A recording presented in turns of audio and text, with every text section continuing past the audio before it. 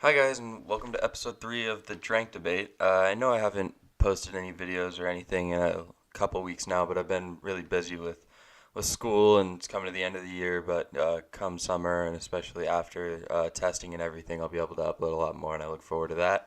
I'm still going to try to keep uploading as much as I can in the coming weeks, and in the coming months, it should be a lot easier and more often. So, anyway, today I wanted to talk about how to debate the left. We all get into debates, especially as conservatives, who are politically um, adamant about what we believe, and I want to talk about how to use that in debate without really looking bad or without really losing.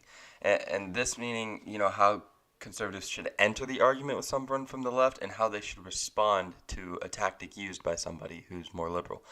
Um, so, alongside responding to their tactics, how to use that to your advantage, you also have to argue your own points, your own solutions to the issues that you're talking about. So, I'm going to talk about that too. But first, I want to talk about the main tactic that liberals use in arguments. It's almost universal that I've noticed.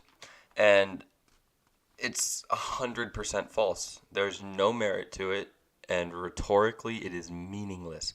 But somehow, it's insanely powerful when they're debating politics, and that might be with their family, with anybody. It's just insanely powerful, but a complete false tool, which has always bothered me. But what they do is that they argue that their point of view or whatever they believe is the moral the better moral solution. They're the more moral point or the more emotionally powerful point. Somehow they're morally superior to you, and by disagreeing with them, it's inhumane. Which it makes it seem as though the conservatives are arguing the more heartless, maybe thought through but heartless point, and when arguing, especially in front of an audience, whether that be the rest of the family at a dinner table, whether that be people in the middle of a grocery store while you got into a debate in the third aisle, whatever it is, if somebody's watching, they're going to feel more morally obligated to support the more humane solution.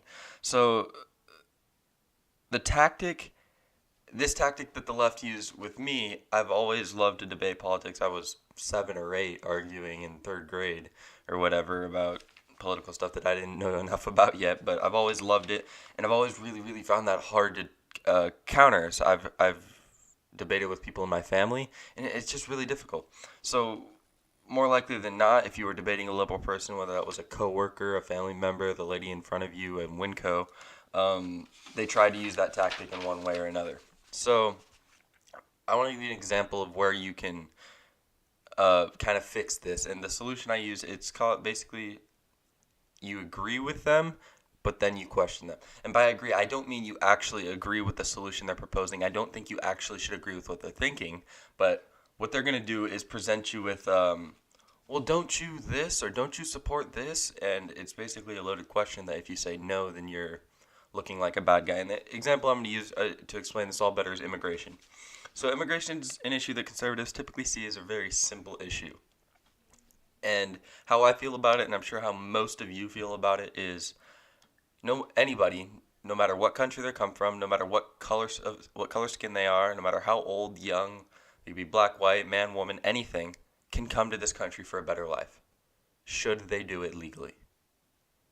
I love when people come to this country. I've met immigrants and shaking their hands, and I feel amazing that I'm part of a country that they were able to come to turn their life around and make all the difference for them and their families. I think that's beautiful. It's beautiful. And I think anybody who wants to come to this country can if they do it legally. If you come here illegally, you have committed a crime, you have broken the law, and there are consequences. That is how I feel. And these laws are in place for one reason, to protect U.S. citizens, whether they were brand new citizens that just came here, just got their citizenships or green cards, or people that were born here like myself. These laws are here to protect all of us. And the people who break the law are, one, being unfair to those who came here legally and worked their butts off for years, working, getting residency, paying taxes, all of that. It's so unfair to them. And it's disregarding our precautions, and they should now face the legal consequence of deportation. So the liberal tactic here is, when you're talking about immigration, they're arguing for more open borders or less deportation, whatever it is. They're always going to use some permutation of this. What about those single mothers and their children? What about the families that just want a better life for themselves? What about that whole big family that's struggled with torment in their little village? They're going to give you this heartfelt example. And they're going to argue that these people are only trying to make a better life for themselves. They're seeking better. And I don't disagree with that always. And they might also say a person can't be illegal. They're just a human. They're the same as you and me. And when we hear this, we obviously disagree in so many ways. We disagree with the policy that backs what they're saying. But if we respond to that right away, and somebody else is listening, or even just between you and them, you lose the morality argument, you lose the humanity argument. They ultimately are not necessarily winning, but at a severe advantage to you. They have the advantage. So in the case of this, the agree then question tactic I talked about, what I would do is say, well, I agree.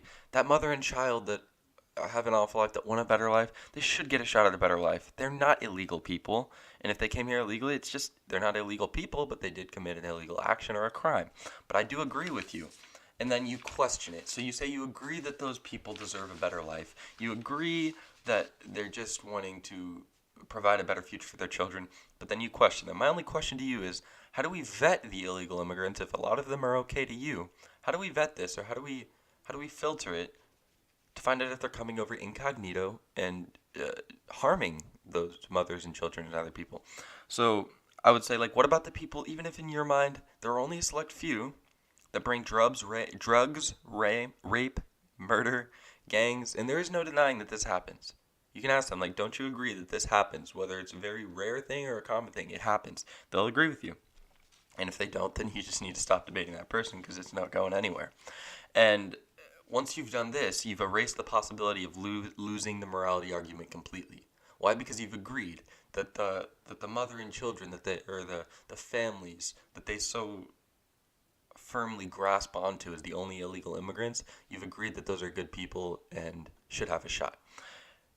You now offer your solution. You now offer what you think. You gain the morality tool actually by bringing up a real example as they did. So once you've agreed, this mother, her child, it's good, they're allowed, but you question them on, like, okay, fine, if those people are allowed no matter how they come in, how do we filter it? You give your own real life example. The example I love to use because it's very powerful and very recent is the murder of Katie Steinle. So you ask them, like, what about the murder of Katie Steinle? How do we prevent that from happening if we don't enforce our borders or our laws? Because what happened with Katie Steinle, if you don't know, is an illegal immigrant ended up shooting her broad daylight in public up in Northern California. And recently, during his trial, he was acquitted. Nothing. No time. No deportation. Walked off. Which made me insanely angry with a lot of other conservatives. He shot and murdered a woman. Illegal, man, woman, anybody. I don't care who they are, citizen or not. You committed an act of murder. All right? Manslaughter is 2 decades or more. He's not in prison for a day. Because he was illegal and there were so many liberals up in the San Francisco area that saw that as a reason to acquit him, I don't understand it. But you bring this up anyway with your argument to gain the morality or the humanity portion of the argument. You say, so what about the illegal immigrant that shot and killed Katie Steinle? And then they'll usually look somewhat blank-faced, or they'll say, well, that was a marginal case, and you can agree with that and question again. You can use this tactic over and over. You can say, okay, maybe it's marginal, but I want to prevent it from happening even once, twice, 10 times. I don't care how many times. I want to stop that. So at this point, you need to end with, so I agree with the person that you painted a picture of her and her child, their hopeless life. They want to make it better. I agree. And they should get a shot at a better life. But how do we allow that but prevent more Katie Steinle cases? How do we allow that but prevent MS-13 gang growth? Because it is happening. The ICE statistic on the US Gov website actually is shown, like, it's a graph straight up. The amount of people, the amount of MS-13 action and people are both increasing exponentially. And once you've asked them that question, how do we prevent this from happening and allow that? How do we erase our laws but still prevent the danger and allow the good? And they're perplexed. They either repeat what they've already said, which is the most common, or my favorite one is just like they give you like the deep empty gaze with like the jaw drop, and they don't know what to say, and that's always kind of, at that point, you've won the argument. But yeah, or they might give you the "this hardly happens" thing, to which you can always debate, of course, and that's when you offer your solution. You say, I want to give people a chance to have a better life. We make immigration possible. We make it somewhat easy. We make it not easy for anybody to get in, but we make it a simple process. We do background checks, criminal background checks. We ensure that these people want to join the workforce. We ensure that these people will be able to pay taxes. We ensure that they're not bringing over chain migration amounts of family members. They're bringing their immediate family, and that's fine. And we ensure that they have the best intentions in their heart for this country, as we all should. Legal immigration should consist of all of these things, and then they will be members of this great country. People who come across the border without doing these things have a possibility of threatening those who did, along with those who were born here, and anybody in between. Those people should not be granted access into this country. Why? If it's possible to do it legally and you're doing it illegally, we have to perceive that as a threat, or we're going to have more dangerous cases that we've already seen. And if they disagree with you at this point, they might, and somebody's watching or whatever, remember the morality, humanity thing? Well, all that anybody's going to hear is, well, this guy, this conservative, wants to protect us. He wants to make it possible for people to improve their lives while also protecting the people of the country. That sounds pretty moral and humane. This person over here wants anybody to come in. Why? And then they start to understand they're just pushing a political agenda, that they're not really educated on the topic. So in doing that, you've completely and utterly switched it. And I want to give you one more example of how I do it. Actually, no, sorry. I'm going to go back. The powerful ending tool that you should use when debating is, after explaining all your solutions of explaining illegal versus legal immigration, what you want, like I said, you need to ask where they disagree. Where would you disagree with me? And that's when you perplex them the most. That's when it's pretty much over. And then I want to give you another example. So that was a pretty pertinent and controversial issue, but I want to give you an example of like a political candidate. When Obama was running, his big push was hope and change. Hope and change for America, this Barack Obama's going to bring. And that's impossible to disagree with. Not Obama, but hope and change. We all want it. We all want hope. Maybe not change in every aspect, but in some cases we need it. We all want hope for the country. So if you were arguing against then candidate Obama or for re-election, whatever, and someone would say, and this was very common, I was obviously younger at the time, I wasn't as politically adequate or educated, but the common question was, don't you want hope and change for the country? Why wouldn't you want hope and change? Why wouldn't you want hope? And they go on and on with this question.